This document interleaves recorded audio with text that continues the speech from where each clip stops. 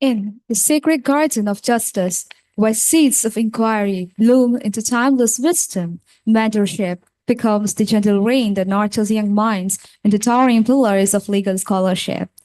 The CLEA-MILAT Research Mentoring Program, RMP 2.1 2026, is a transformative journey designed to equip law researchers, teachers, and legal professionals with profound mastery in legal research design, methodology, and scholarly writing.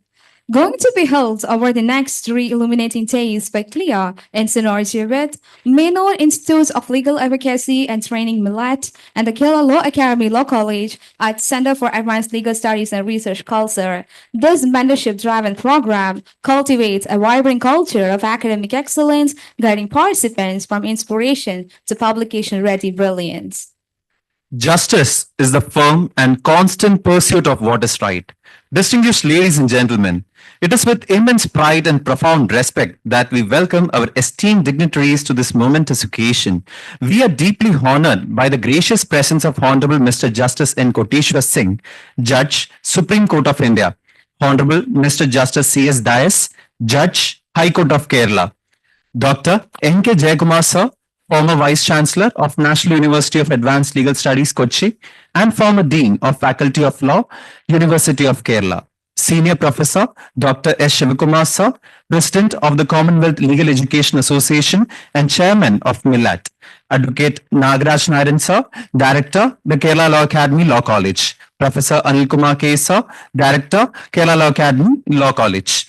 Along with Ruchi Sharma D. Ma'am, Joint General Secretary of CLEA and Director of Commonwealth Institute of Justice Education and Research. And Dr. Malavika J. Ma'am, Assistant Professor, the Kerala Law Academy Law College. Your distinguished presence adds immense dignity to this occasion, and we are deeply privileged to have you with us today. At this moment, it's time for the auspicious lamp lighting ceremony. We most respectfully and warmly invite the Honorable Chief Guest, Honorable Mr. Justice N. Koteshwar Singh, along with the other Rawa dignitaries, to kindly proceed to the lamp and illuminate the sacred occasion with the divine light of knowledge and wisdom.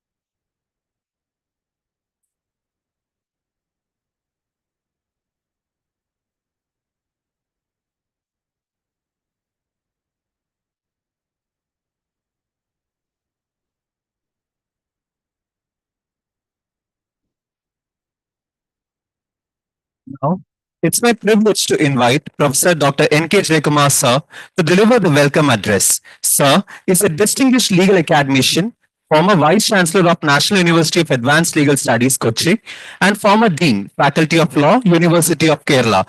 His exceptional contribution to legal education, research, and public service have earned him immense respect across the legal fraternity.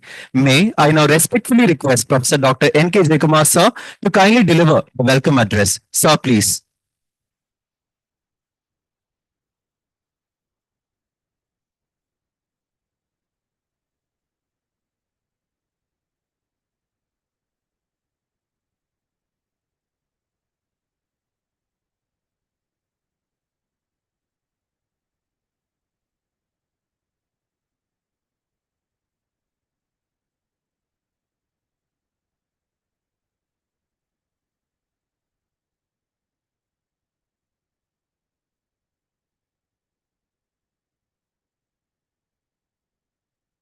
Chief guest of today's function, Honorable Mr. Justice Kishore Singh, Honorable Mr. Justice C.S. Dias, Guest of Honor, Professor S. Shivakumar, the Chief Organizer of this program, participants from different parts of the country, resource persons, honored guests, friends. We are really honored by the presence of Mr. Justice N. Kishore Singh, Judge Supreme Court of India, was agreed to inaugurate the research mentoring program.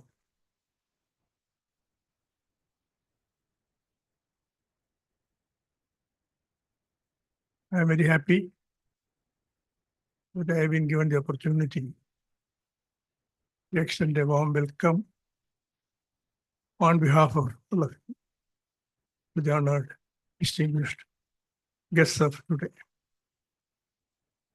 This program is rather unique.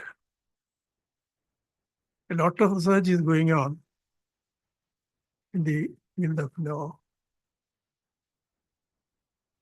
everywhere, in every institution. But my doubt is whether there is a sense of direction in the research that is being carried out in our universities and research institutions. I'm sure that programs of this nature will definitely push the research activities in the right direction. I'm very happy that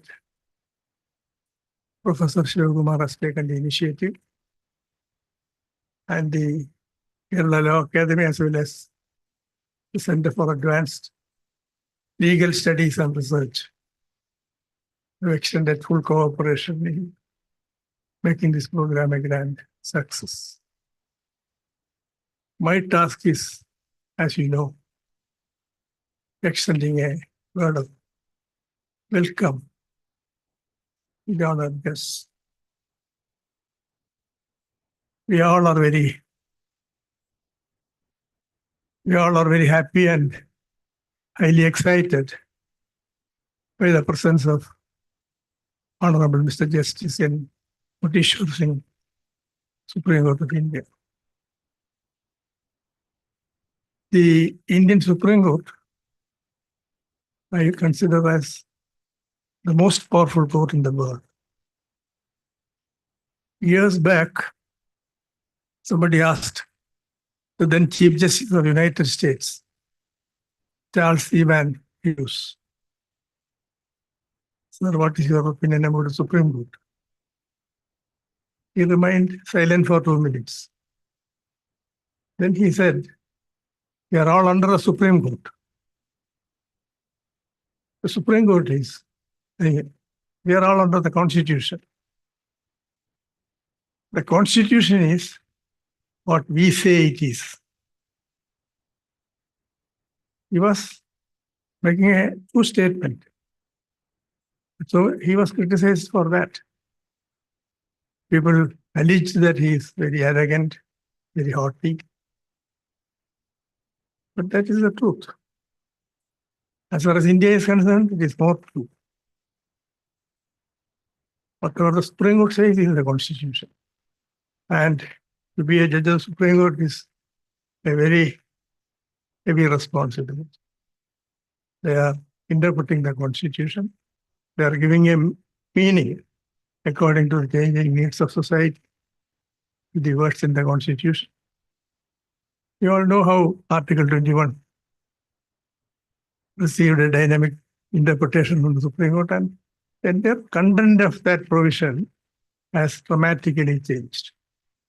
So I have great respect for our judges who play a very dynamic role in making the Constitution a living document.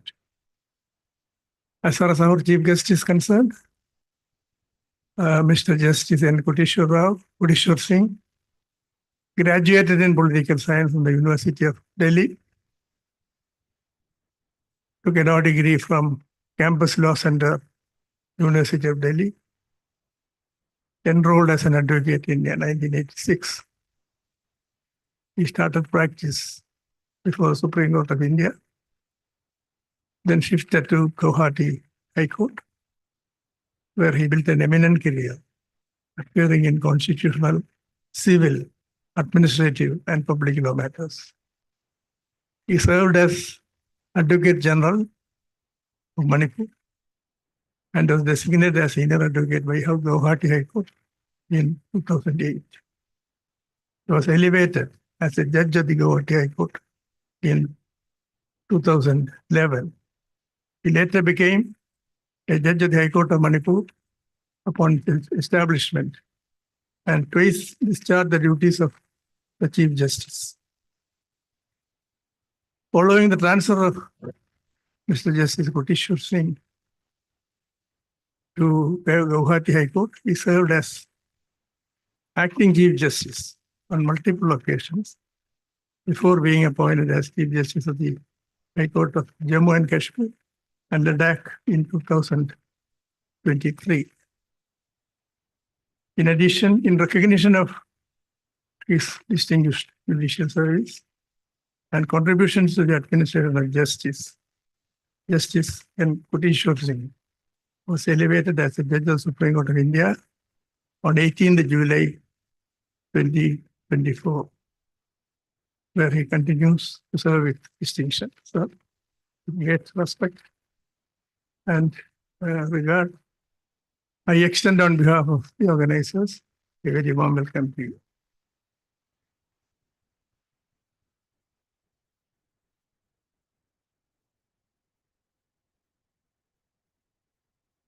We have Honorable Mr. Justice C.S. Dias, Judge of the Kerala High Court, as our guest of honor. Honorable Mr. Justice C.S. Dias is a distinguished judge of the Kerala High Court with extensive experience in constitutional, civil, family, and public law. Enrolled as an advocate in 1992, after obtaining law degree from Kerala University, he built a distinguished legal career spanning nearly 3 decades, serving as standing counsel for the High Court of Kerala, Union Government, the Ministry of Railways, and several public sector undertakings. Justice Dias also served as a member of the National Advisory Committee for the Ministry of Women and Child Development and appeared as amicus curiae in several important cases. Elevated as an additional judge of the Kerala High Court in November 2019, and later appointed as a permanent judge in May 2021.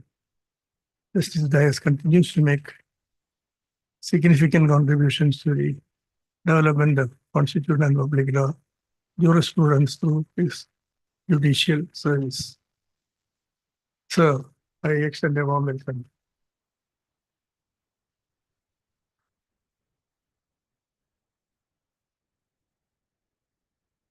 We have Professor S. Shivakumar. I don't know how to introduce him to you. The best way to introduce him is say that I am very proud to be his teacher. He was a student of the CLEA-MILAT Academy. I still remember vivid recollections of so many activities, legal aid, legal literacy, legal aid clinic, so many things. And I'm happy that Dr. Kumar is still very active, not remaining silent as a teacher, but spreading his wings and taking initiative to launch a number of novel ideas into practical lab. I extend a warm welcome, even though he is not a guest. Every time he comes to academy, it is in a homecoming. He's coming to his own home. So for formality's sake, I extend a warm welcome to Professor Shivakumar. Then we have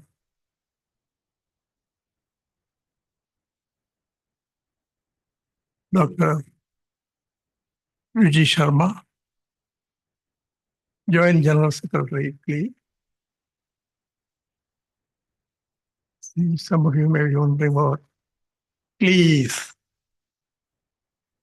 I remember my long association with this organization, attending so many conferences in India and abroad. And I'm happy that Professor Shivakumar is now at the head of the Commonwealth Legal Education Association.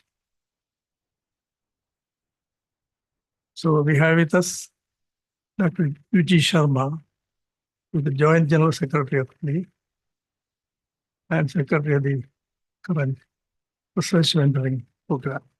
I extend a warm welcome to Dr. Vijay Sharma. We also have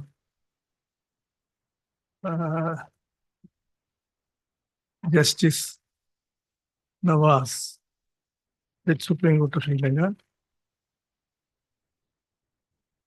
who will be with us in the evening session, making this program truly international. Yes. Okay. So in anticipation of his presence, I extend a warm welcome to Justice Nawaz also. Then we find a lot of people who are distinguished persons in their own field, deans, professors, associate professors, guides, so many persons. And also a number of enthusiastic participants who are ready to absorb whatever is delivered on this platform today and tomorrow. I also will have an interaction with the participants tomorrow. Thank you.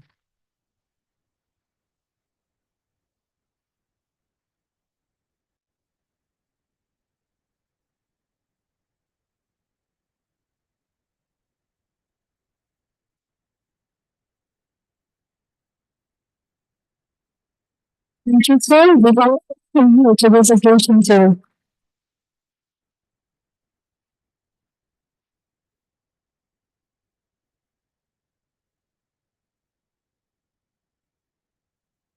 It's a pleasure in welcoming Professor Anukumar Kinsa, Director of Administration, Students and Faculty Affairs, at Kerala Law College. A pillar of this institution, says leadership has guided towards academic and administrative excellence, shaping many of the areas of reforms. Welcome, sir.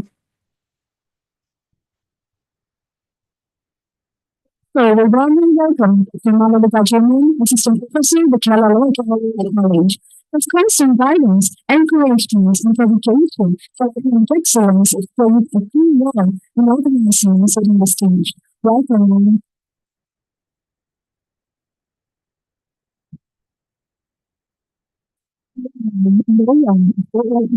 Research. Professor, Doctor, as Professor, President of the Commonwealth Legal Education Association, Senior Professor at the Inaugural Institute, Member of the National Legal Sciences Authority, and the First Local Mutual Engine, stands as a leader of scholarly excellence and regional leadership. As the medium for implementing of the CLEA-MILAT research campaign forward, serves profound wisdom and modern education, welcome yourself, please.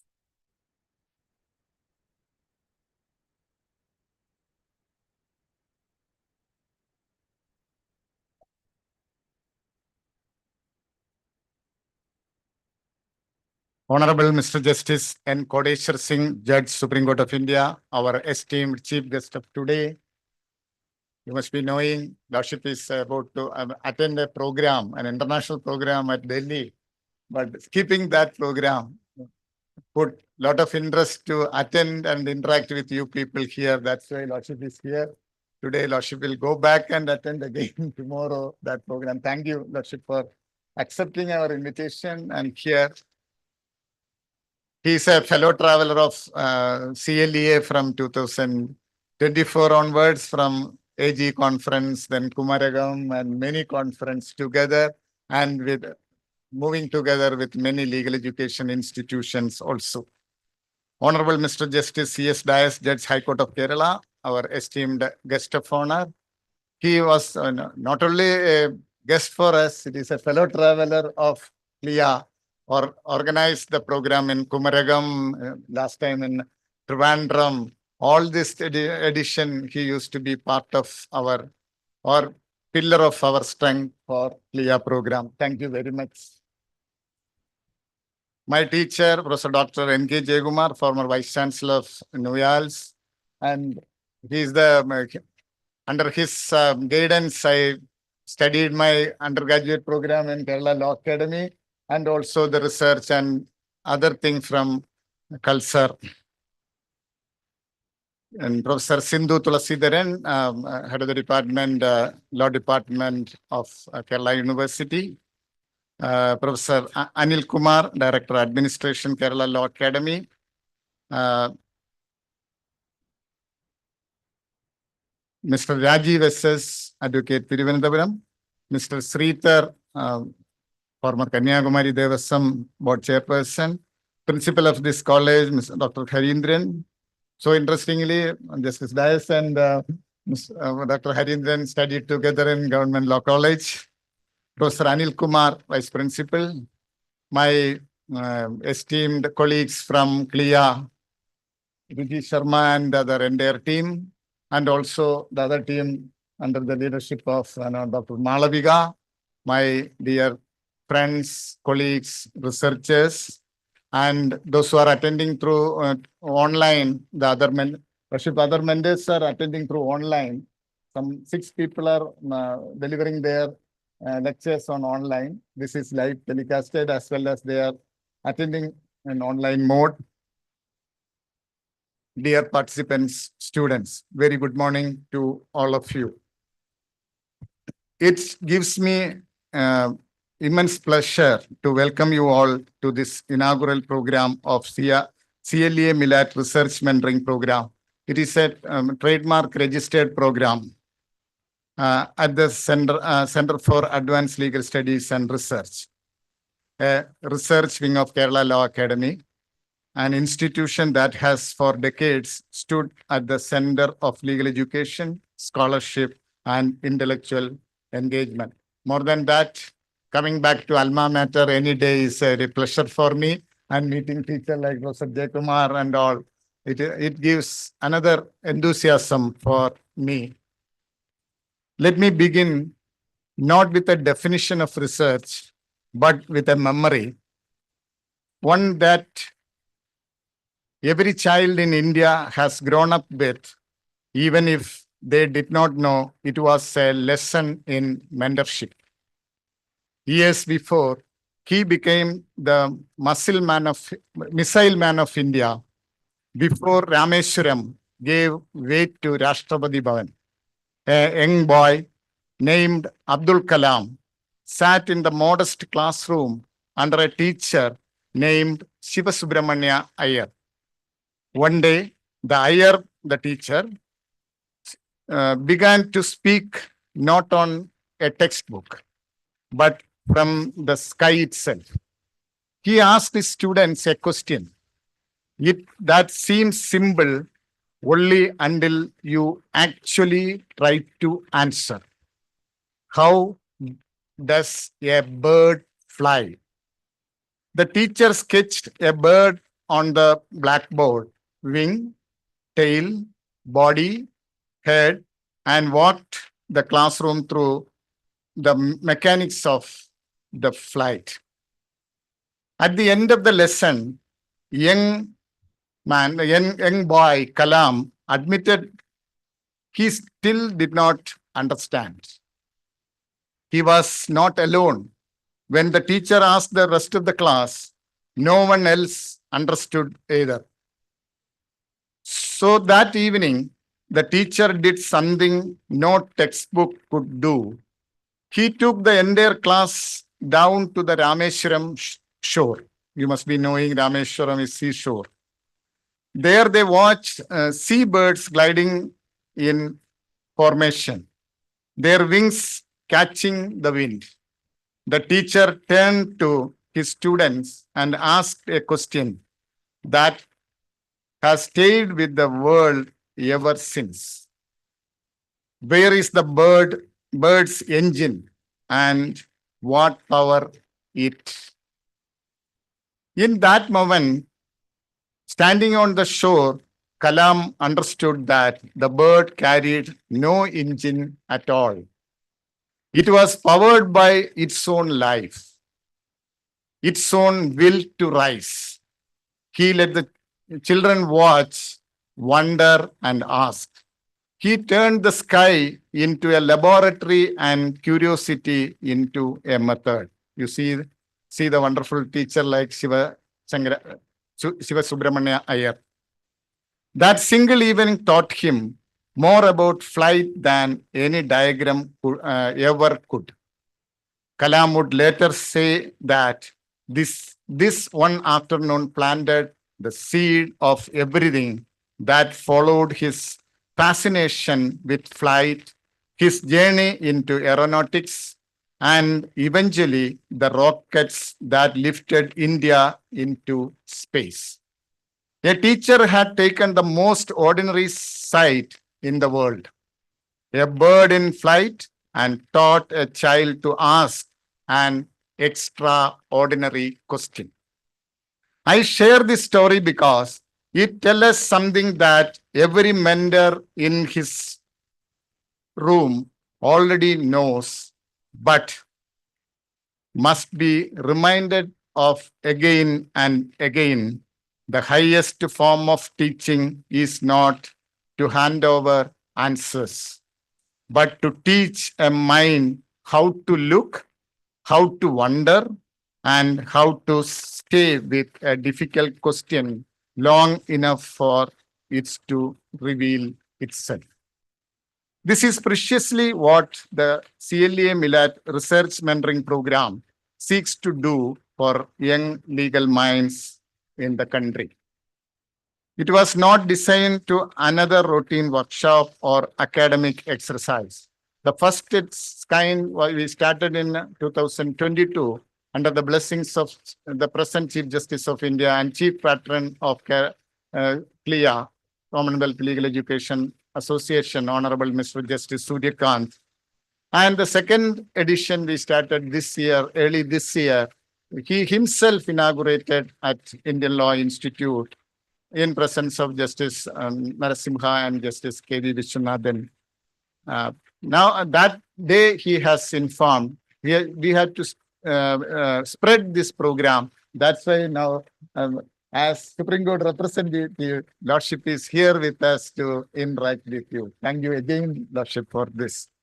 It was envisioned as a sustained mentoring ecosystem one that bring together young scholars and researchers into meaningful intellectual dialogue, much as that Rameswaram shoreline once brought together a teacher, his students, and open sky. Our objective is very clear.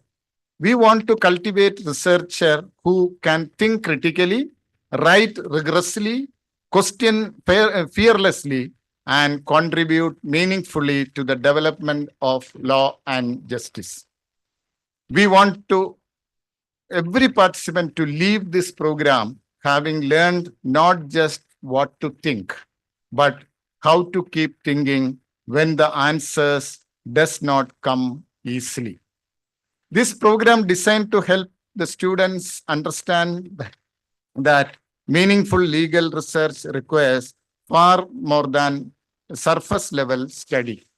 Serious scholarship demands discipline, clarity of method, critical reading, careful writing, and the humility to learn through revision and feedback. With this vision, the program offers a sustained mentoring process that begins with research orientation.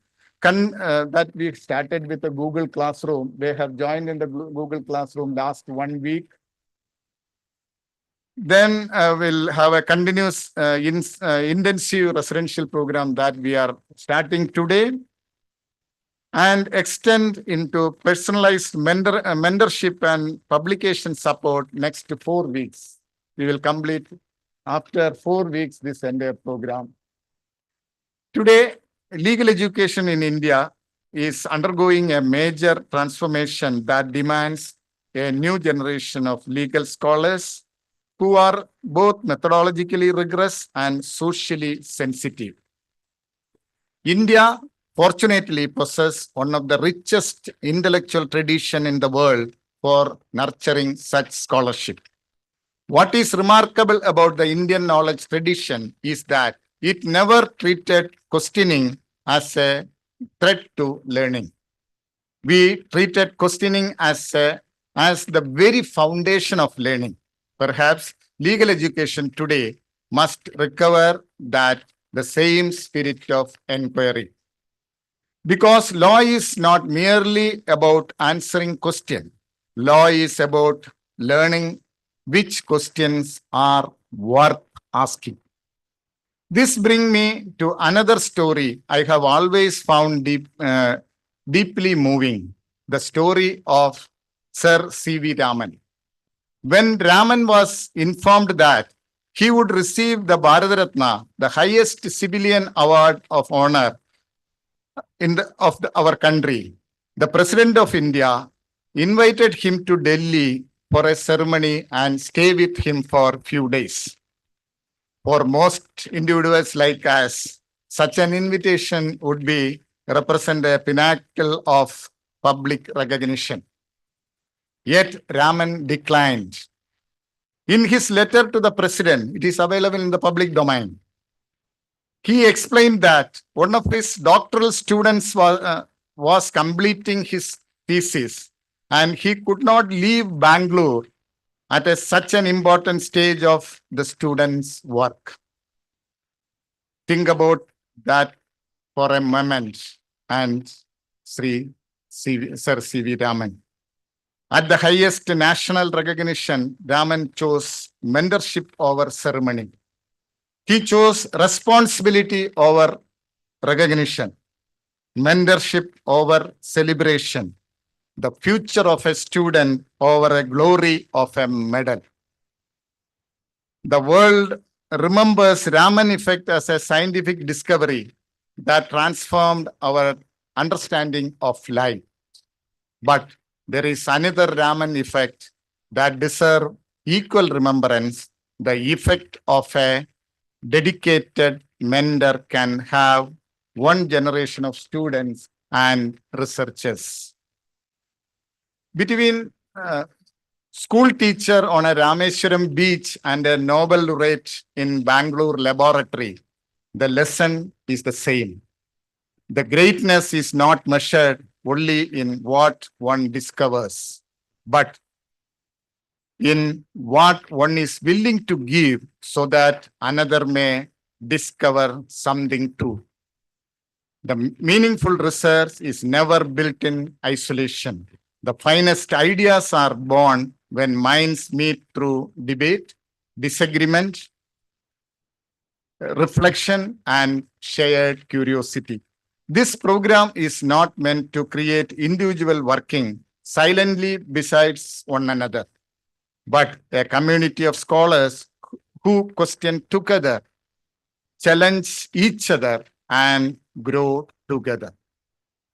It is in this spirit that I hope every participant in this research mentoring program, RMP, will learn from one another's strength and experiences, engage deeply and sincerely with each other's work, question and challenge ideas with respect and openness, freely share doubts, unfinished ideas, and intellectual struggles.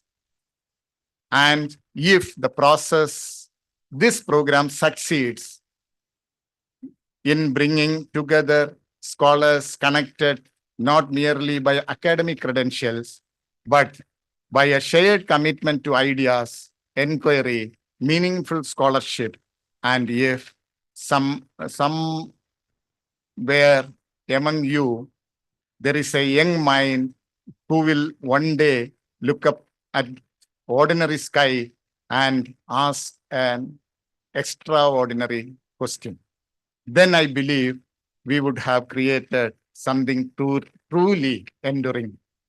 Thank you all for joining us today and giving this program a meaningful far beyond a formal inauguration. Thank you.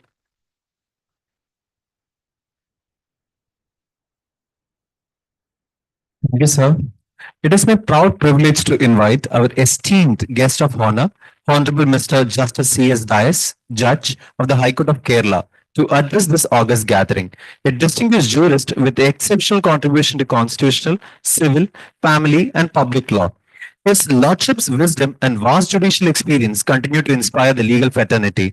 We are deeply honored by Lordship's gracious presence. May I now respectfully request Honorable Mr. Justice C.S. Dias to kindly deliver the guest of honor's address. Lordship, please.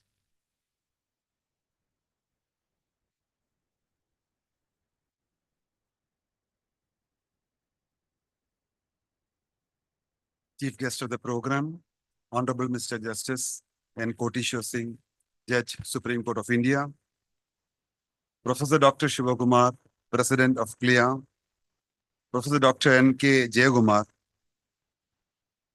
the Director of the Law Academy, Law College, Professor Anil Kumar, distinguished academicians,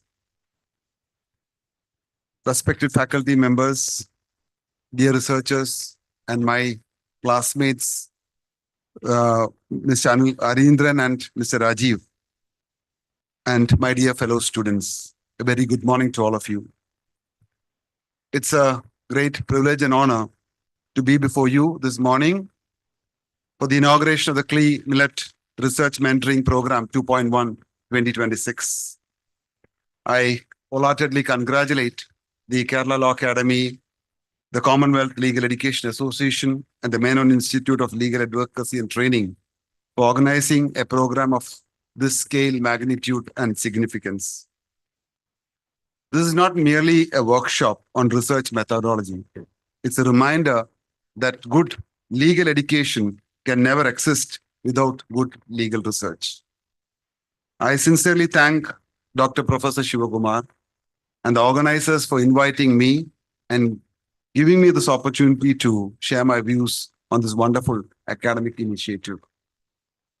In fact, while I was walking into this research center, my memory shot back to about 40 years back, way back in 1986, when myself and my father came to this place, this premises where there was an old tiled building, where the founder of this institution, the great legendary Dr. Narayanan Nair, used to be seated to get admission for law. And as a young law student, nervous law student, and carrying dreams of becoming a lawyer, and knowing the nuances of the legal profession, being from a family of lawyers, I remember the vision and the manner in which Dr. Narayanan Nair gently gave me the admission as a law student. And his vision and the way in which he used to conduct the institution is quite infectious. Ironically, I was here only for about 2 months because I got admission in passed the entrance law examination, went shifted to the government law college. But sometimes even a short stay like this lasts memories for a lifetime. And this institution certainly did that for me. At that time also, Professor Dr. Shiva Kumar was then a third-year law student, was very closely associated with the institution. And it is from there that he has gone forward and as at the helm of affairs of CLEA and MILAT. And over the last 4 decades, I'm sure his experience has done a world of good to the legal education under the able mentorship of the many jurists which are there. And we have witnessed a paradigm shift in the legal education over the last 4 decades. That's what I have witnessed. That's what I've found. And on this occasion, I must remember and pay my heartfelt tributes to one of the greatest legal educators and jurists of our country that has produced, late Professor N.R. Madhava Menon. It's his vision that transformed the legal education in our country to the way it is today.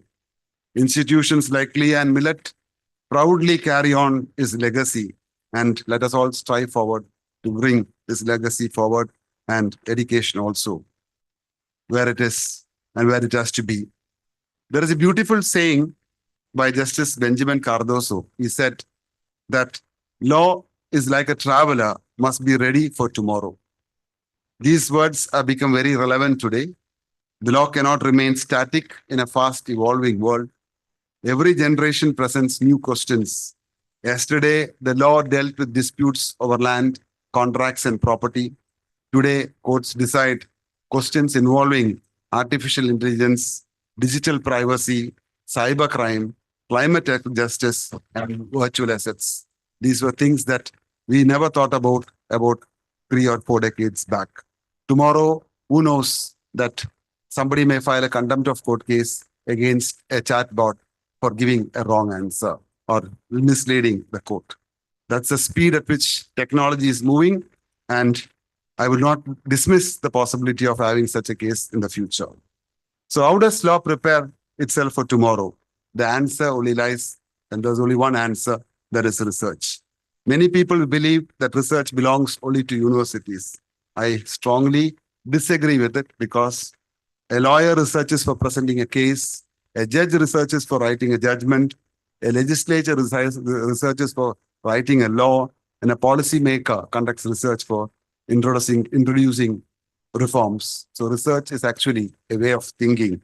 And when I look at my journey in the legal profession, both at the bar and the bench in the last 33 years, I realize that the most difficult cases arise from not from complicated legal principles, but always from a simple question, like what Shimagumar asked you, how does a bird fly?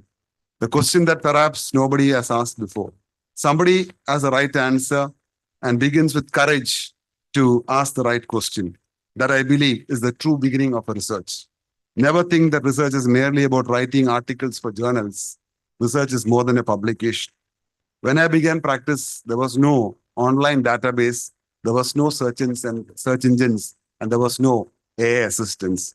We used to very patiently read all the law journals, write it down in books as digests, and then search for the precedents in the old-fashioned way.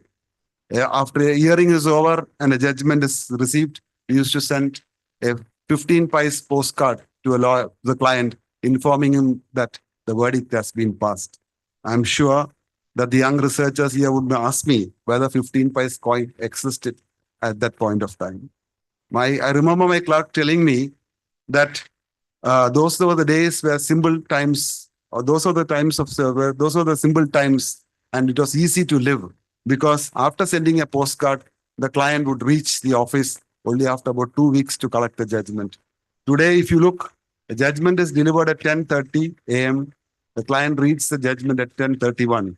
And at 10:32, he calls you and asks, why paragraph 27 is written like this? Why have you not adverted to the conventions? That is a time, and that is how dramatically the world has moved. Artificial intelligence is transforming legal practice. We have hybrid hearings, e-filings, live streamings, judgments available online within minutes it is signed. Legal platforms notify us of important judgments from every nook and corner of the world. AI can identify precedents, prepare summaries, and even produce draft arguments and sometimes even draft judgments. One aspect of this program which deserves special appreciation is it emphasizes on mentoring, which what the earlier speakers had spoke about. Knowledge grows at its best when it's shared. Every judge remembers a lawyer who has argued a case well. Every lawyer remembers a senior who has navigated his path. And every academician remembers his mentor, like what just Dr. Shivagumar told about his mentor in Professor Jayagumar. Mentorship is therefore not merely guidance, it is an investment in the future. To all the mentors assembled here, I express my sincere appreciation. The influence you create may extend far beyond this program. You may inspire research that shapes legislations. You may encourage scholarship that influences constitutional interpretation. You may help future judges, lawyers, and legal scholars. To young researchers present here today, allow me to offer my suggestions.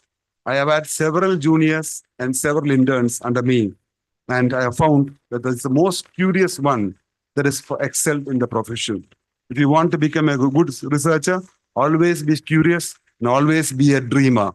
And that's where Dr. APJ Abdul Kalam reminded us, dreams are not that what you do while you're sleeping, but dreams are that which you keep you, that keep you awake. When Professor Shivagumar talked about APJ Abdul Kalam, I thought I should also expand on the story that his dream was to become a pilot. And it is with this dream that he started as a young boy. He was born in a very low-income group family from Rameshwaram, and he did not have the means to pursue his education or study even English. Then somebody told him that if you have to learn, if you have to study well, you have to read the newspapers. He could not afford to read a newspaper. So what he did was, when the Madras mail used to pass through Rameshwaram, and a bundle of newspapers were thrown, this young boy used to pick up the newspaper bundle and distribute it in Rameshwaram village. As a fee, as a remuneration, he used to get one newspaper every day, which he used to read from head to bottom. And it is with this basic education that he started pursuing aerospace engineering. But his pursuit was always to become a pilot. But he could not. 9 times he wrote the examinations, and on 9 occasions he did not pass. Finally, he went to ISRO, and in ISRO, he became the Missile Man of India. And from Missile Man of India, he went on to become the first citizen of the country, the President of India. And his dream, as I told you earlier, his dream was to become a pilot. And when he became the President of India, he became the Supreme Commander of the Air Forces or the armed forces in the country.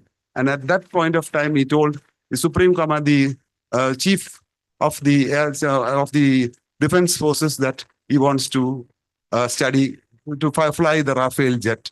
And then he was taught to fly the Rafale jet. At the age of 73, he flew the Rafale jet as a pilot.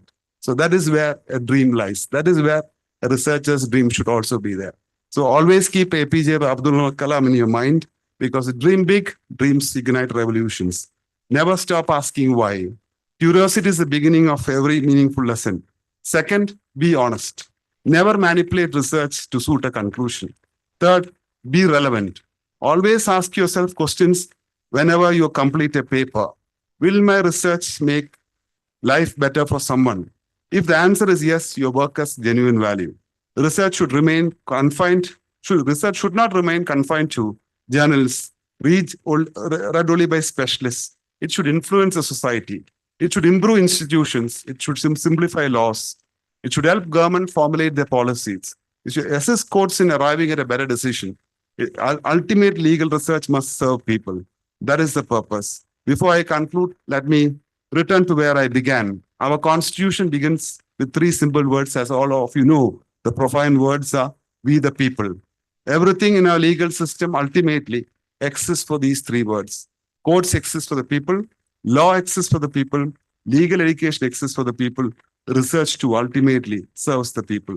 I am reminded of the inspiring words of late Justice H.R. Khanna. He said, "The greatest glory of a free society is to maintain the rule of law." My sincere congratulations once again to the Kerala Law Academy, CLEA-MILAT, for creating this remarkable platform. I wish every participant an intellectually enriching journey. May this program not merely produce better researchers, may it produce better judges, better lawyers, better human beings who are all custodians of law. Thank you, Jay.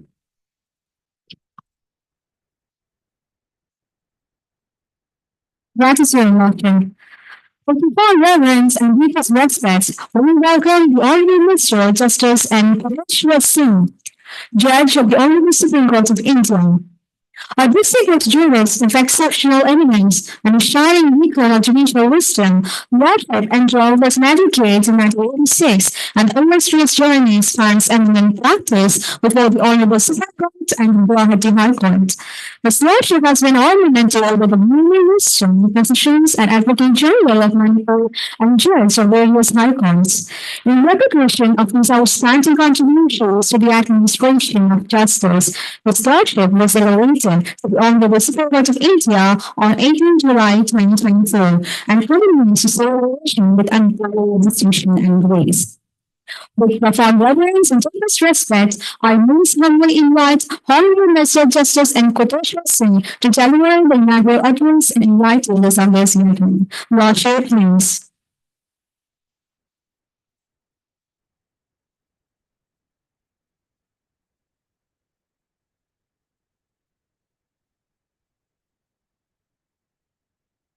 Very good afternoon to everybody present here.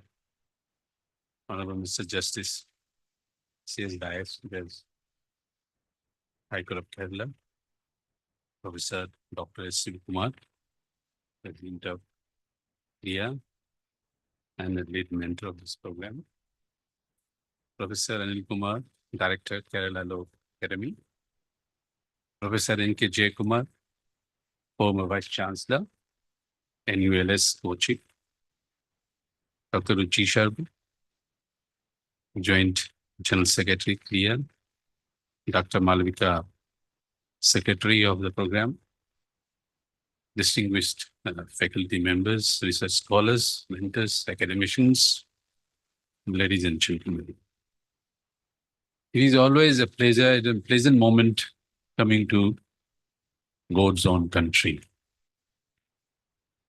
Yes, I had come to Kerala a number of times earlier, first as a judge of the High Court on my LTC.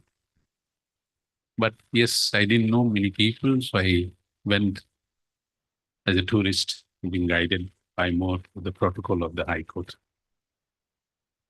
And thereafter, yes, I've been here on some other occasions also. And some of the functions and conferences organized by CLEA itself. I remember this was about 2 years ago, Kumaragam, when I was still a Chief Justice of the Jammu and Kashmir and Ladakh High Court. And I have always found it to be very fruitful whenever I have attended the conferences being organized by CLEA. Very kind of different kind of organization, which is focusing on legal institution, touching various subjects. I think a few months ago, we had in Bangalore also very important topic on environment. So when the request came this time also, and especially when I saw that the CLEA also organizing this a seminar and functional conference in association MILAT and the Kerala Law Academy, I was very, very happy to accept it. CLEA, yes, I had some association in our division also. MILAT also, I found it because Professor Madhav Menon, who is under whose inspiration the MILAT has been established, he himself was a mentor. I had the privilege of being taught by him. in my college days in law faculty in Delhi University. I remember we used to like him, one of the finest, all his classes used to be packed. He taught us jurisprudence, criminal law, and so many other subjects. We remember that suddenly Professor Menon vanished. He didn't come. Now, what has happened to Professor? And he's busy in Bangalore. That's what we came to know, that he was one of the founding pioneering members, of this new whole concept of law education. As you know, most of us have, our older generations have been taught in that three, 3+3 years, that's the kind of basics, touch on everything, subjects. But 5 years is a kind of a revolutionary, bringing new methodology, new subjects, much more comprehensive, much more systematic, and from a younger age. Because earlier you had to pass a graduation before you could join the law, but now fresh from the school, you can enter. So these are whole new, kind of paradigm in legal education. Yes, Kerala, as I mentioned earlier, one of the richest, goes on country, it has some significance. Nobody says so like that. And you have produced giants in different fields, whether in academy, whether in politics, judiciary, sports. You name, some of the most famous personalities. You say, of course, many earlier speakers have spoken of APJ Abdul Kalam. From the humble background, I had the privilege of visiting his house also, and there Rameshwaram, that converted to a museum also. APJ Kalam, very, very humble background, remained humble till then. In fact, he left his world addressing, you all remember, he was addressing in conference in Shillong. In fact, if you go to Guwahati in the airport, there's a room, APJ Kalam's, the photo is there, as it is the room he spent, before he went to Shillong after arriving by flight. He rested there, had his lunch, there's the last lunch, kind of memory. You always remember Abdul Kalam, one of the greatest scientists. So we have all these names, it's not only the modern, I don't want to, spend more time on that, narrating all the numbers of the modern times. But if you go back also, Adi Sankara, also, he redefined Advaita and it laid down a new kind of mentorship. He continued through these different it's so that kind of mentorship is been a tradition of this state, which continues to date. And I'm sure this function will certainly strengthen the culture, the rich culture you have, and show path to the new challenges ahead. Yes, we assembled here. This very title of this event, the Research Mentoring Program, invites us to reflect on one of the most enduring forces behind intellectual and professional excellence. Scholarships, as mentioned by other speakers, also has never flourished in isolation. The product inherited, shaped, influenced by the elders, mentors.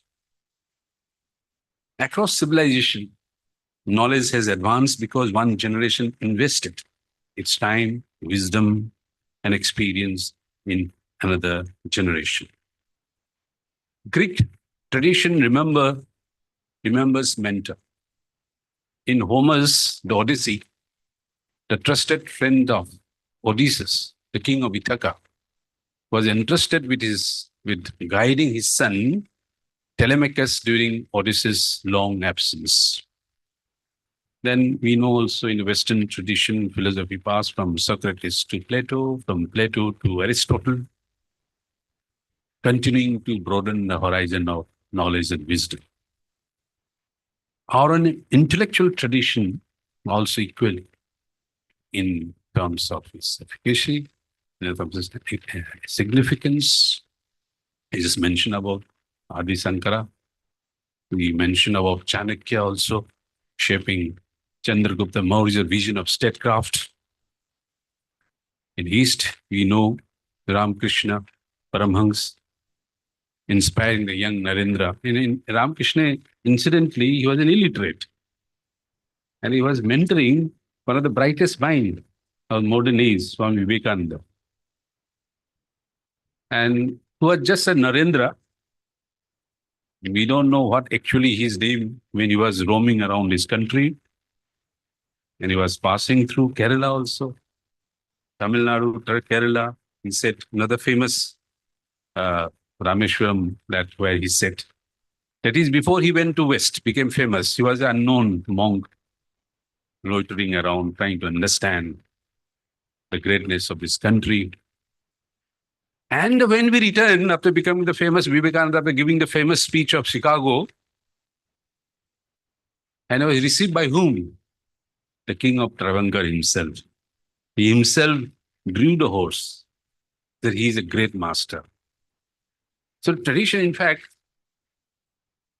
started also with the modern tradition, continued in different forms, whether it be religious, whether it is scientific, whether it is literary, in various forms. And Kerala has been a kind of the theater of all these traditions. So I'm very happy to be amongst you on this occasion also. And of course, we have mentioned about APJ Abdul Kalam. Yes, his immediate mentor. We have also heard previously also, indirectly also, how these ideas of Vikram Sarabhai, Satish Dhawan, Brahm Prakash, they also shaped his ideas to make one of the greatest scientists of this century. So this reminds us, is there a collective effort? It cannot be a solitary, it has not been. How we enrich ourselves.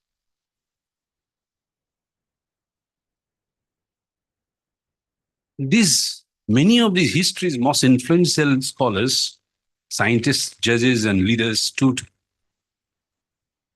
mentors who challenged assumptions, encouraged curiosity and inquiry, and instilled the confidence to pursue difficult questions beyond what is accepted and presumed to be correct and settled. Askings, jigyasa, Indian tradition. No? Keep on asking questions. In fact, Indian philosophy, the whole depends on this sense of inquiry. I mean, I was reading books. Normally, I pick up books on any religious, books and a lot of literature on on religions. But very peculiar, very significant aspect about our Indian, philosophical thought is questioning. That's what Gautam Buddha also said. Keep on questioning. Don't accept me as your guru. He never accepted in his time. No. You question me also. Only when you are satisfied with the answer I give. Well, fine. Keep on asking questions. Jigyasa. That's it. The whole question of Indian philosophy also based on that. Who am I? These sages, this standing alone near the seashore, on the mountains, ask this question. Who am I? Who am I? I mean, one of the greatest, simplest questions, but one of the most fundamental question, the meaning of life. So these are traditions which we have inherited, which we must continue with equal eagerness and zeal. Therefore, this is not merely transferring knowledge. Mentorship is not merely transferring knowledge from one to another, but cultivating the sense of judgment, intellectual discipline, and the courage to think independently and inculcate in the spirit of inquiry. In an age when mentoring in many institutions, normally as we go to various educational institutions which are mushrooming all over the country, it is becoming a kind of routine administrative formality rather than intellectual partnership. Therefore, I believe this program, such as today's, will reclaim the true purpose of mentorship, the value of what actually the real mentorship. When we look at the foundations of modern Indian legal education, well mentioned about Professor Menon, whose vision at the center, the architect of the modern legal education. He firmly believed that a legal system cannot function in silos. A well-functioning legal education and legal system requires inter-institutional and intersectional collaboration of the nature that this program seeks to further. His vision transformed this legal education. He was, as we know, the founding member of the National Law School model. Now it has spread, now grown 22 universities, national university all over the country. It changed the whole paradigm, arguing for integration of the clinical legal education into the curricula of law schools. I vividly remember when he used to take us for doing legal aid. We went to children home at that time. See, at that time, JJB Act was not there. Nothing much was in that field. And he used to tell us the kind of rights the children deserves to be there, respected, protected.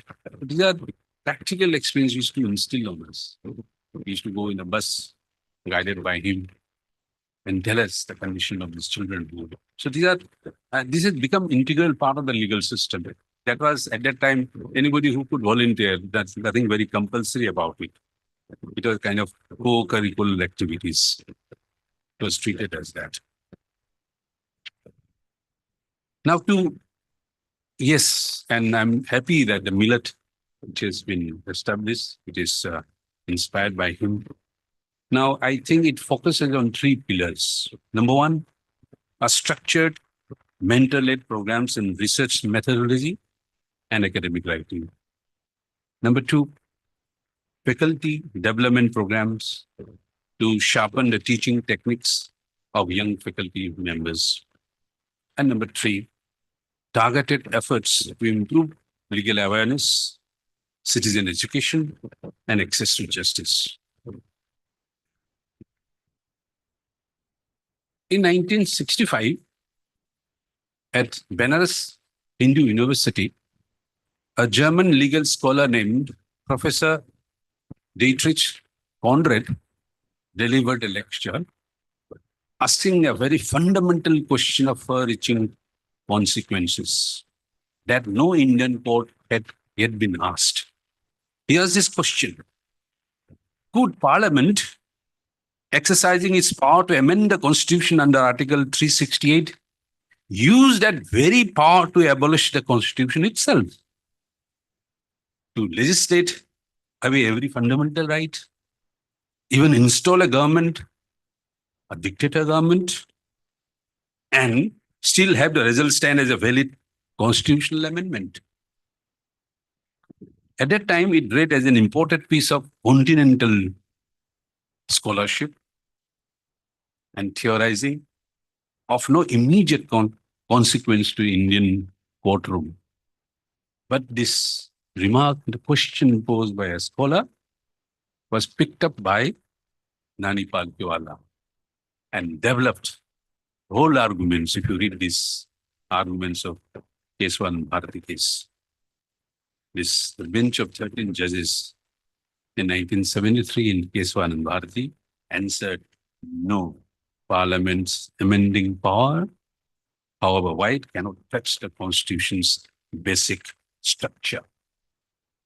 That doctrine, arguably the single most consequential piece of judgment law in this country's history, is a brainchild triggered by the question put by that German scholar. The theory of implied limitation. Now, it has developed into this Indian legal system as a doctrine of basic structure. So the question posed, mere a theoretical question, but it had an impact of historical proportions in India. Going back to another continent, in Australia in the year during the 70s, a young historian named Henry Reynolds, who was teaching at James Cook University in Townsville, he struck up a conversation with a gardener, an islander, native Australian, from Torres Strait, named Eddie Mabo. During this conversation, this historian, Henry Reynolds, he said that, well, Australian law does not recognize Mabo's family's ownership of their ancestral land on the island because Australian law, since the time the British came, had preceded on the legal proposition that the continent had belonged to no one at all. The concept of terra nullius. It doesn't belong to anybody. Very convenient for the colonizers. This gardener, Mabu was struck. What you are saying? Me, my family, my ancestor, we have been thinking that it belongs to us. This question also struck this historian. Oh, he did a lot of research on that. Mabu also filed a case in Australian court. And in 1992, the High Court of Australia, drawing on the historical scholarship of Reynolds and others who had Biden built this theory, and also their history, held that terra nullius had never been a fact. It is merely a legal fiction. But the judgment recognized for the first time the title of a native to hold their land in their own country. Therefore, what we see is that a researcher, a historian, whose off-the-cuff remark triggered another revolutionary change in the Australian law. But that was possible because of intense research done by the researchers to translate into a meaningful state condition for an islander who were otherwise thought that they did not have any right of land ownership in their own country. Therefore, what I'm trying to say is that these pure legal questions, researches, can sometimes have unintended consequences in real life situation. Therefore, this indicates, what does it indicate? It indicates the importance, significance of legal research.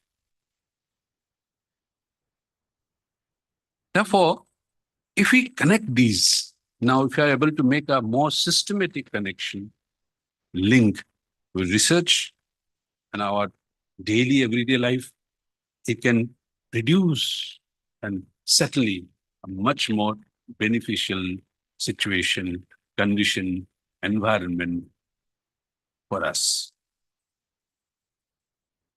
It can have a transformative effect on the real life of the ordinary people. After all, what is law? Law is just about regulating our lives in a meaningful and relevant manner, and which brings about changes for the better in the future. Therefore, my view is that the purpose of research is not merely the pursuit of knowledge. Research is also to be done with the purpose of making justice delivery system more relevant to help tackle the contemporary and emerging new challenges. Professor Shivkumar also has spoken, changes, challenges which are coming in a temporary world. There has been tremendous transformation in our political relationship between one country to another country, in our own society. 75 years down the line, when the constitution was written, evolved, and enforced, there are about 6, 7 Supreme Court judges who could deal with all the issues of importance. Article 136, Article 142 were used very, very rarely. Today's Supreme Court, we have the smallest of issues coming up before the Supreme Court. Anticipatory bail also coming to us. Bail matters. Forget other important, issues. Two things. Has the Supreme Court be reduced to a mere sessions court or a district court? Maybe in terms of just mere statistics. No. Supreme Court has the kind of confidence the people are having. Whether we are able to discharge to the best satisfaction, that is for others to adjust. But then people are coming with a hope, aspiration. Yes, this is the ultimate forum for ensuring justice. Therefore, everyone, which have been any case, any order passed by the High Court rejecting any prayer relief, you will find coming before the Supreme Court. It's a very kind of transformative experience for the Supreme Court.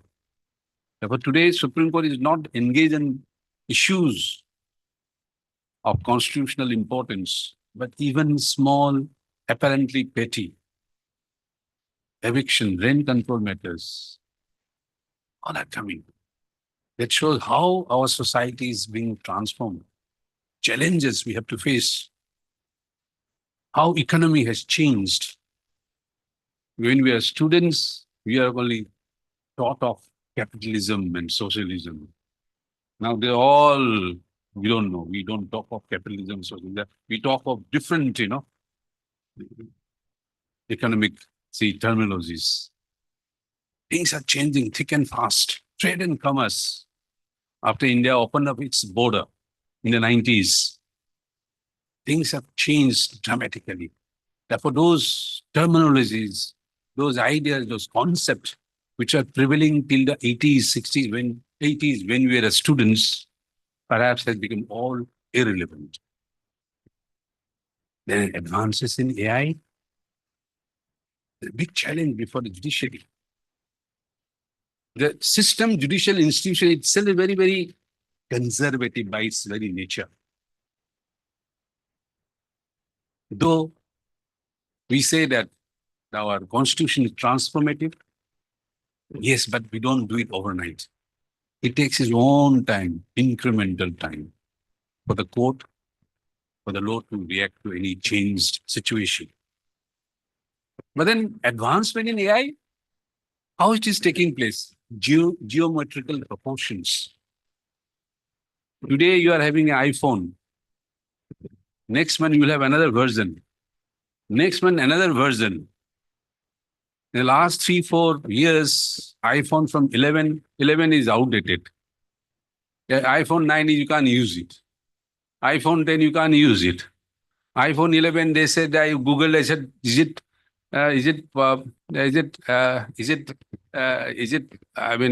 does it serve any purpose to retain iPhone 11? I said no, it's still fast.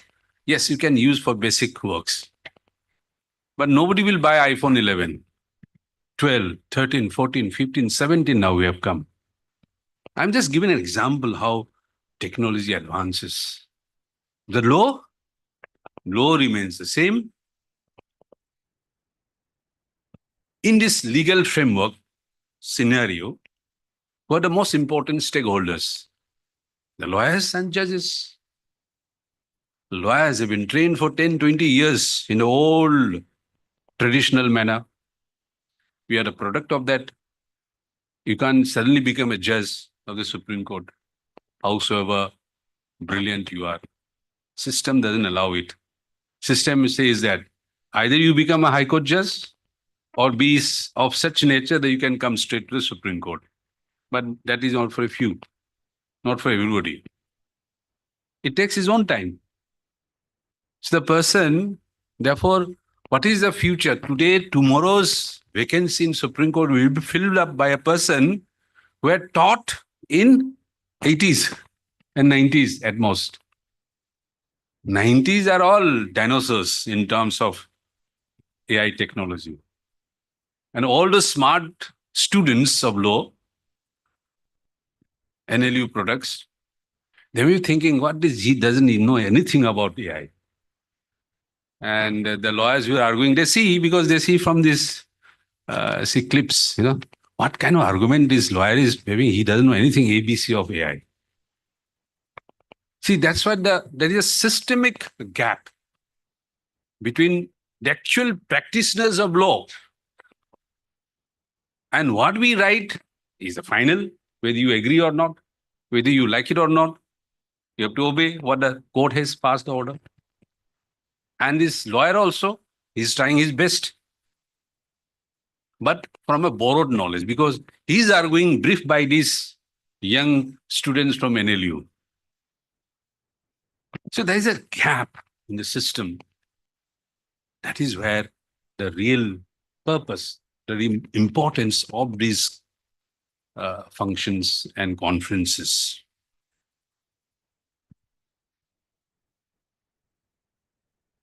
But then that's how law has developed. If you remember Yogacarta principles in 2006, 29 human rights experts, judges, lawyers, academicians, officials, they all met in Indonesia. And for the first time, it deliberated upon how existing international human rights law applied to questions of sexual orientation and gender identity. What they formulated in a conference like this were picked up by these courts one by one, slowly. We picked up also, Supreme Court picked up in redefine the whole definition of transgender in 2014. Conference took place in 2006. The actual impact in real impact in the law came in 2014. So just see how it takes time. Decisions, 2006, they're all brilliant scholars, academicians, they delivered all this. Of course, Argentina took a little bit faster.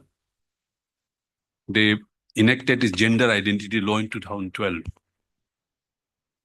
Now, the importance of this conference, that conference in Indonesia, no legislature behind it, no stamp of the court behind it, yet it had a huge impact on law, how law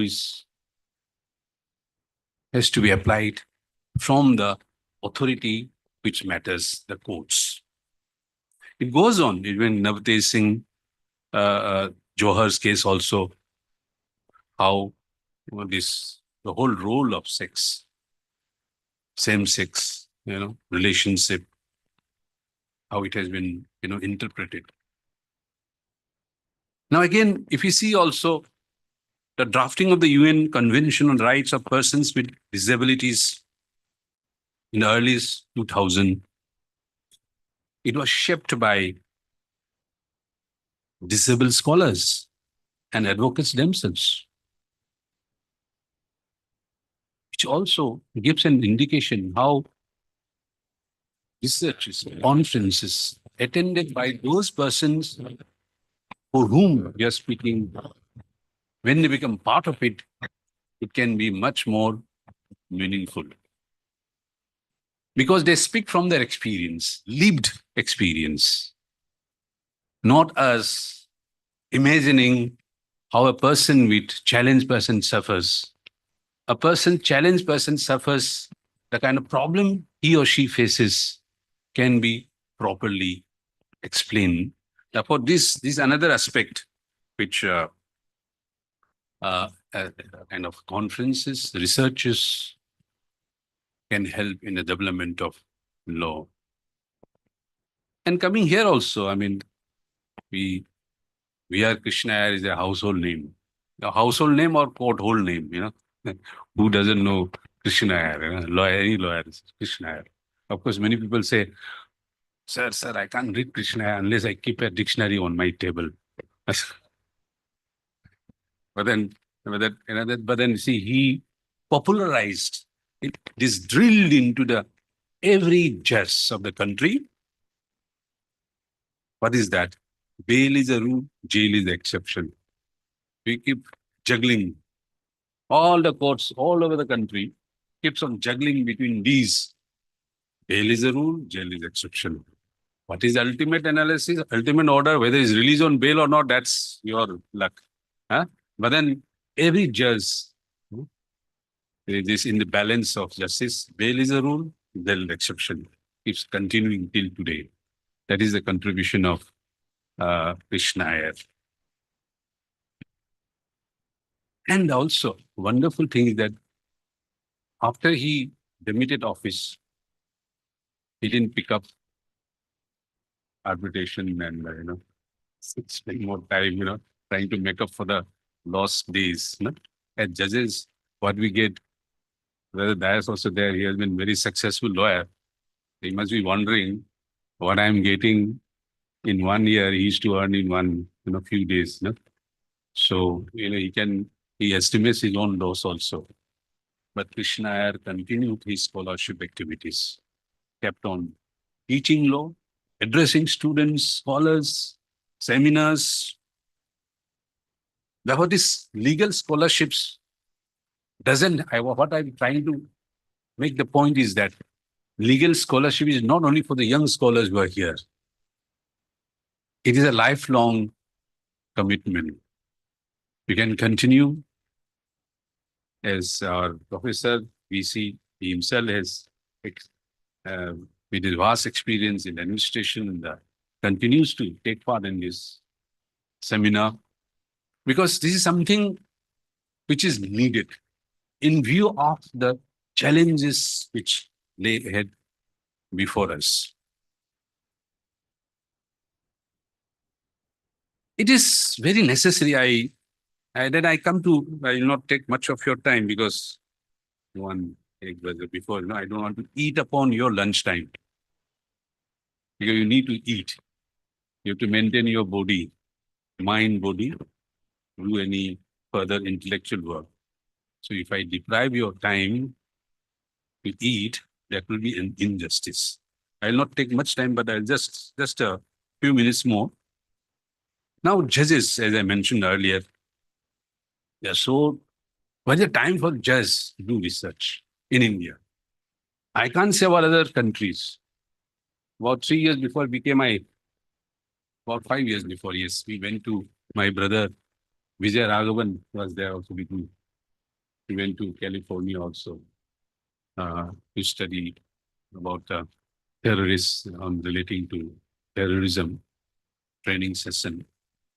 So we went to California also. Then we went to the federal court. And of course, that was a working day, but court was not sitting. What are the judges? No, they are not here. They are at home. Said, can we see a cause list? So there was a cause list hanging outside the courtroom. 5 cases for that week. So what do? The judges, did they hear few hours or then they go back home? They can go anywhere. They need not stay only in California. They can go New York. They can go Washington, wherever they want. But that part of that. And they will write judgments. They will do research. So the fortunate judges of America can do research. But unfortunate judges in India, whether it's the High Court or Supreme Court, we don't have time. Not because we don't know how to do research or we don't have an inclination for research, But the sheer workload does not permit to do a meaningful research. That's why this kind of organizations, this kind of seminars are so important for us to know what is happening. Because just last month, I wrote a judgment on custody dispute between two parents, one American, not usual. I said, how do you decide? Is there any study undertaken on the impact of this quarrel between these so-called, lovey-dovey wife and husband who broke up? Before marriage, they were happy with each other, promising all moon. After marriage, I don't know what happens. They become so bitter enemy. To the extent I don't want to disclose those details. So bitter that they would hurl allegations unimaginable. Well, but then the child, he doesn't know, he suffers, she suffers. How to deal with this? I asked my law clerks, do some research, please give me some ideas. I am also doing. They said, no research except American. I said, I'm not interested in American research. They live in a different world. Different country, different world, different lifestyle, different culture. I'm not criticizing them because they have their own, in West, there are very lot of privacy, there's no family, that very kind of nuclear family. There is no communities and very different. Nothing wrong with that. A lot of Indians go and settle in America, in these countries. So I can't criticize, not proper also. But the life is different. So the example of that life, I was not comfortable. I said, find out some more. Fortunately, Nimhans has done some research on that, on various parameters. Of course, since it was an interim order, I didn't want to go in detail, but I was very happy to see how the impact it has on the children on this disputing parents. So these are areas where we need a lot of research. And certainly it will, because if the judges and lawyers are assisted with this meaningful research, well documented research, based on proper data. The challenge of AI is that now most of us lawyers also, they immediately do research through what? Chat GPT and Gemini. And many people think that about that child. But danger is that the world of AI is full of datas. Datas, false datas, manufactured datas, good datas. AI doesn't know, he said datas. So he clubs everything and based on the algorithm, gives an answer. So dangerous. Therefore, obviously, you can't, for meaningful research, which will have a effective role in the society, cannot be based on these kind of AI-based researches. It has to be by human-based research. We have to go to the grassroots. We have to interview the children. You have to interview the parents, see how they are functioning. And obviously, parents in Kerala will behave different from parents in Punjab or Tamil Nadu or in Bengal or Bihar. Again and again, they're also it's a delicate area. Having come from Northeast, traveled to Jammu Kashmir, and having privilege to visit many parts of the country, I'm still mesmerized by the diversity of this country. Rich, every region has its rich tradition, customs. We can't compare that this is good, this is bad. No, absolutely, it's unfair to compare because every tradition, culture grows out of the life of the people in that area. Therefore, it produces a different thought process, different mindset. Therefore, people in the north, south, have different approaches to many things in life. And we also have this tendency to homogenize. Notice. They think that North is the same, no? They speak the same language, they eat the same food because they look similar. I don't know, I can't speak Nagamese, I can't speak Mizo, I can't speak Arunachali, Tripuri. Neither they know my language. Same as you don't know the language, Kannada, or maybe some of you, come on. But you may not know Kashmiri. You don't expect also to know also. It will be unfair to expect to know you to know Kashmiri or something like that. Every culture, every area, region has its own flavor.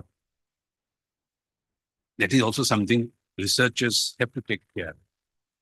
Research, we cannot homogenize the research. To an extent, I think we need to develop this local-based research. Then later on, all the researchers all over the country, perhaps they can sit down together, find a common ground to deal with common issues we face in our country.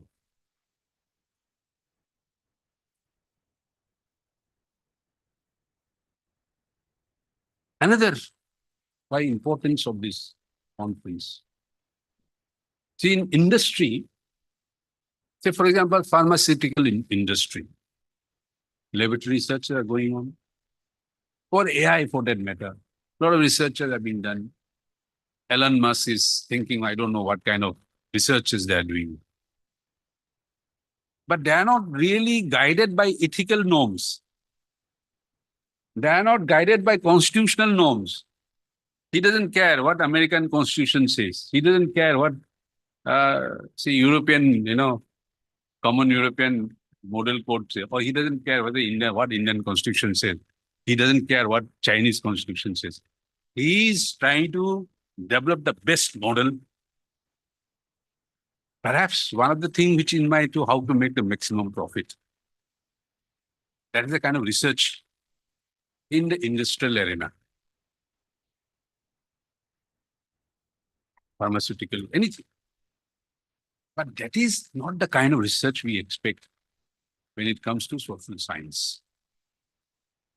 We have to be rooted to our values, basic fundamental values of humanity, basic fundamental values of our constitution. We have to be always guided by that in our researches. Therefore, it can't be pure science research, as we say. Our research, when it deals with law, culture, society, has to be founded on this broad humanistic idea, not for any kind of to get a name or fame, then, oh, he has come up with a brilliant legal principle. No, we are not interested in that. What we are interested in a legal research, which will truly reflect the requirement of the people of the country,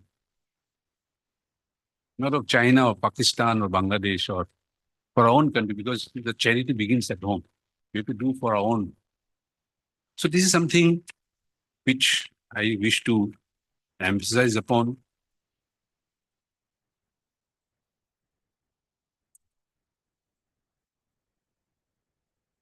I think we have tolerated enough of me, 15 minutes, beyond that will be unfair also. So in the last, I must congratulate the Kerala Law Academy, CLEA-MILAT, for the seriousness with which we have organized this program and built, inviting scholars from various, not only from Kerala, but other parts of the country, I'm told also, few of them. I'm sure within this engaging period of 2-3 days ahead, you'll be able to exchange your ideas, your concept, how to go ahead, fine-tune researches, and the whole host of faculty members, mentors are also. I congratulate each and one of you here, both the teachers and the taught. Only when there is a symbiotic relationship between teacher and taught, like produces some of the brightest ideas, which has been the tradition, Indian tradition, Guru Shishya Parampara. So with that, my thanks to again to organize for giving me this opportunity to share a few random thoughts. These I just penned down before I came. See, I myself is not scholar. I am a BA, honors, fortunately, but basic LLB degree. I wanted to do LLM, but I was told when I went to fill up my form for LLM, I think I want to do some little bit of higher studies in law also. So one of my friends was telling, "Hey, where are you going?" "I'm going to fill up the LLM. What? You want to practice law or what?" "Yes." "Why are you wasting your time? Go enroll yourself, start practicing, learning. Don't waste time in these classes." That's the concept. But I do not agree with that. I'm very happy when I meet, lawyers, who have done extensive research, which has added value to their knowledge, experience. And today's era is of era of specialization. And I always keep telling the law students, don't be satisfied with what you have been taught in these 5 years. Have this eagerness to learn more, because law is mentioned by the famous legal scholar judge. Law is not mere logic. It's the product of experience. How do you experience in life? How do you understand human beings? How do you understand culture? But you can't understand human beings' culture just by reading their biographies. You can understand history also. This is therefore psychology also. How do you deal with this? Every day, we spend about 2 hours trying to resolve the dispute between two quarreling parents. Again, one German citizen, one Indian citizen, not married. Oh my, such a complication. You see, how do you resolve all these issues? You have to use all your imaginations, all the knowledge you have gathered in the last about 60 years in knowledge, understanding. Simple question, simple order has been passed to whom the custody has to be given. But to answer the simple question, a simple answer, you have to dig your knowledge, your experience, in which these researchers, I'm sure, will provide a sufficient, the wealth of knowledge to allow the individuals, the judges, the lawyers to do their profession in the most meaningful, relevant manner. Thank you very much for giving me this opportunity. I congratulate and thank you again for giving me the opportunity to share my views and wish you all the best. Thank you very much.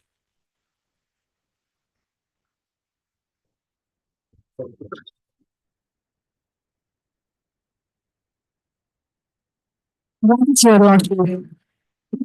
It's a traditional symbol of respect and gratitude. Symbolically, the paragraph represents purity, warmth, and the golden bond of lordship between the viewer and the receiver. With great pleasure, I now invite Professor Anil Kumar Kesa, Director, Administration, Students and Faculty Affairs, to present the Punnada to Honorable Mr. Justice N. Kotishwar Singh. And I also invite Senior Professor Dr. N. K. Jayakumar sir to present a memento of gratitude to the esteemed Lordship.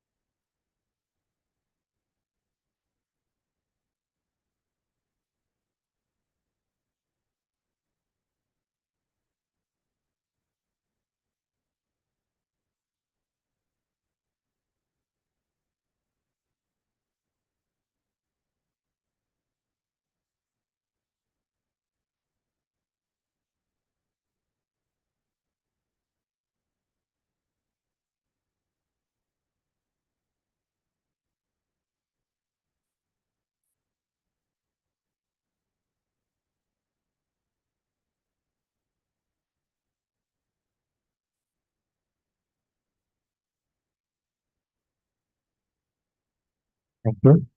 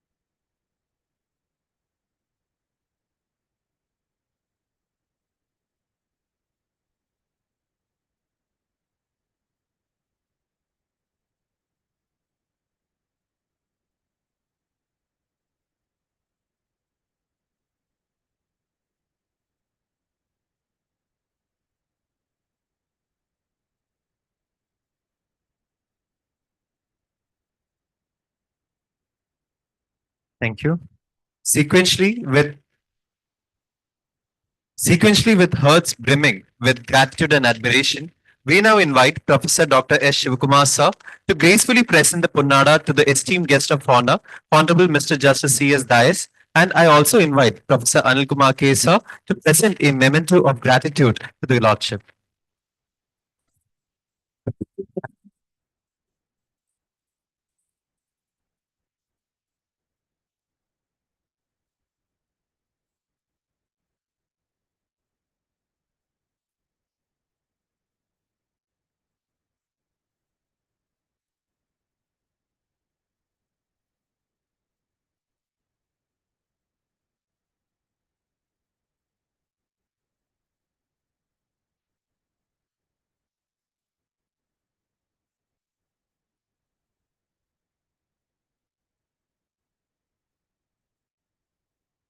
Thanks to each one of you.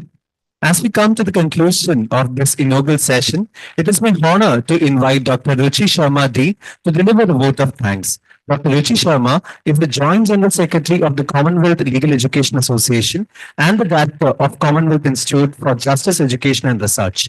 A distinguished academician and researcher, she has made valuable contribution to the legal education and judicial studies and interdisciplinary legal research. Through her dedicated leadership, she continues to promote academic excellence, research, and international collaboration in the field of law. We are truly grateful for her presence and guidance throughout this program. I would like to request ma'am to proceed with the vote of thanks. Please, ma'am. Thank you. Respected Honorable Mr. Justice Koteshwar Singh, Judge, Supreme Court of India. Honorable Mr. Justice C.S. Dias, Judge, High Court of Kerala. Senior Professor Dr. S. Shivakumar, President, Commonwealth Legal Education Association and lead mentor of the Research Mentoring Program. Professor Anil Kumar K., Director, Administration, Students and Faculty Affairs, Kerala Law Academy. Professor Dr. N.K. Jaikumar, former Vice Chancellor, New Orleans, Kochi. Dr. Malvika J., Assistant Professor, Kerala Law Academy and Secretary, Research Mentoring Program. Distinguished resource persons, faculty members, mentors, participants, students, and dear guests. It is my proud privilege to propose this vote of thanks on behalf of Kerala Law Academy, the Commonwealth Legal Education Association, and the Menon Institute of Legal Advocacy and Training on this memorable occasion of the inaugural ceremony of the CLEA-MILAT Research Mentoring Program 2.1 2026. Today's gathering marks the beginning of an important academic journey, one that brings together mentorship, legal scholarship, and research excellence in the service of young teachers and researchers. At the outset, I express our deepest and most heartfelt gratitude to our Chief Guest, Honorable Mr. Justice N. Koteshwar Singh, Judge, Supreme Court of India, for graciously consenting to inaugurate this program and for inspiring all of us with his profound and thoughtful address. Lordship, your presence here today, despite the many demands of your time, has made this occasion truly memorable and deeply motivating for every participant present. We are equally grateful to our guest of honor, Honorable Mr. Justice C.S. Dias, Judge, High Court of Kerala, for his enriching and enlightening words. Your Lordship's address has reminded us of the responsibility that legal research must carry forward towards society and towards the pursuit of justice.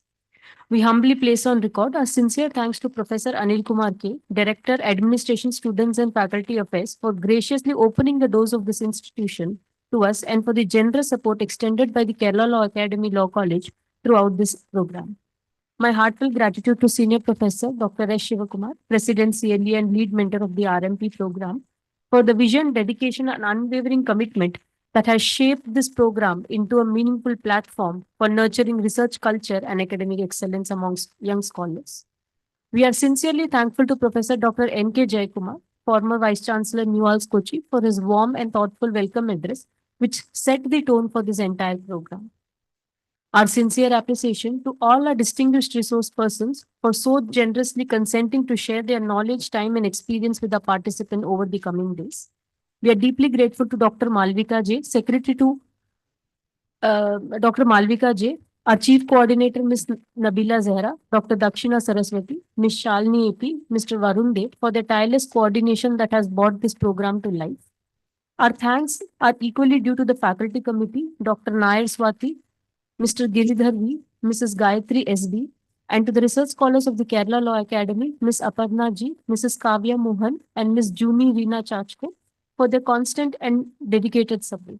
We are also thankful to our associate resource person of the Commonwealth Legal Education Association, Ms. Afreen Afshar Alam, Ms. Sheenam Thakur, Mr. Avdesh Dio Pandey, and Mr. Shavya Riyang, along with all volunteer staff members and everyone working quietly behind the scenes whose efforts have made this program possible. Finally, to all our participants gathered here from institutes across Kerala and beyond, we extend our warmest welcome and our best wishes for rewarding, for a rewarding, enriching, and transformative learning experience in the days ahead. With these words, I once again humbly thank all our distinguished dignitaries and guests for gracing this occasion with their presence and blessings. Thank you all.